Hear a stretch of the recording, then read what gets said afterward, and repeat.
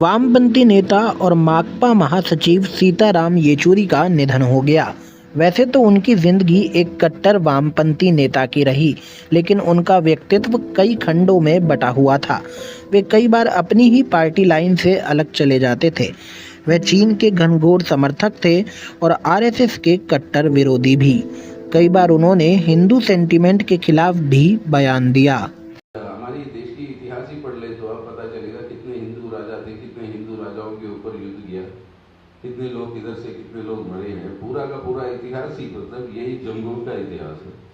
वह रामायण और महाभारत को हिंसा भड़काने वाले ग्रंथ कहा करते थे। हिंदूवादियों को अपमानित करना उन्हें बेहद पसंद था।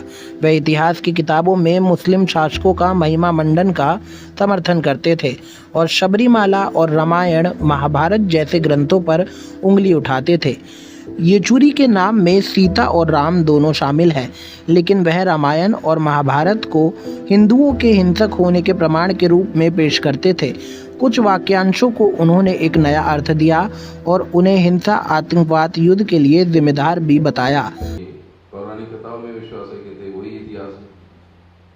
पौराणिक कथाएं के लिए जो महाभारत और रामायण, उसके अंदर बिना हिंसा के और बिना राजनीतिक मतलब बिना जंग के कोई पौराणिक कथा है रामायण या महाभारत। अब ये कहना कि हिंदू कोई हिंसा ही नहीं कर सकता, अब ये तथ्य एक प्रचारक होने के नाते ये महाभारत और रामायण की कथा बोलते बोलते इतना तो होता है, जंग तो हुए हैं, हिंसा तो हुआ है, मतलब वहाँ पर मौतें भी हुई है, मौतें भी करवाए गए हैं, लेकिन ये बोलने की मतलब क्या है? आरएसएस को भगवा आतंकवाद से जोड़ने वाली शब्दावली का येचुरी ने भी खूब इस्तेमाल किया। सीपीआईएम पोलित ब्यूरो के सदस्य के रूप में सीताराम येचुरी ने 90 के दशक के मध्य में देवगौड़ा और आईके गुजराल की सरकार बनाने एवं चलाने के लिए समन्वयक के रूप में काम किया। बाद में यही प्रयोग यूपीए 1 की सरकार के लिए भी किया। सीताराम येचुरी अपनी पार्टी के भीतर प्रकाश करात, वृंदा करात लॉबी के भी कट्टर विरोधी रहे। वह केरल में ही अपनी पार्टी की सीटों की संख्या कम करने की पूरी कोशिश करते नजर आए। येचुरी के कई बयान केरल में पार्टी की संभावना को नुकसान पहुंचाने के कारण बने।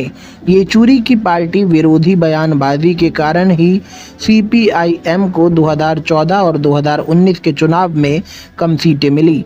वे नास्तिक थे या आस्तिक, पर एक सच्चे कम्युनिस्ट जरूर थे।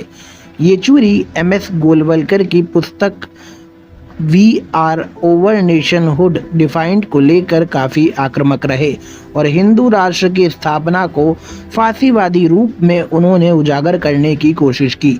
येचुरी ने भारतीय जनता पार्टी के खिलाफ अपनी लड़ाई में कांग्रेस को भी लपेटने का कोई अवसर नहीं जाने दिया।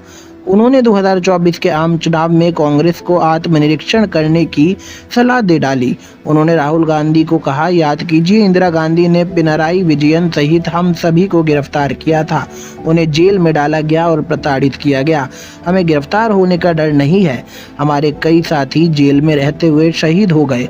उन्होंने कहा कि जिन लोगों को गिरफ्तारी का डर था वे कांग्रेस छोड़कर भाजपा में शामिल हो रहे हैं। येचुरी देश में आर्थिक असमानताओं के बढ़ने पर बहुत चिंता जताते रहे हैं। उनका कहना था कि गरीब और गरीब होते जा रहे हैं और अमीर होते जा रहे हैं। पिछले साल शीर्ष 10 सबसे अमीर व्यक्तियों की संयुक्त संपत्ति में 22% की वृद्धि हुई, जबकि आबादी के निचले आधे हिस्से की संपत्ति में 13% कटौती आई। बढ़ती बेरोजगारी और मुद्रास्फीति पर भी उनकी चिंता रहती थी। माकपा नेता को विनम्र श्रद्धांजलि।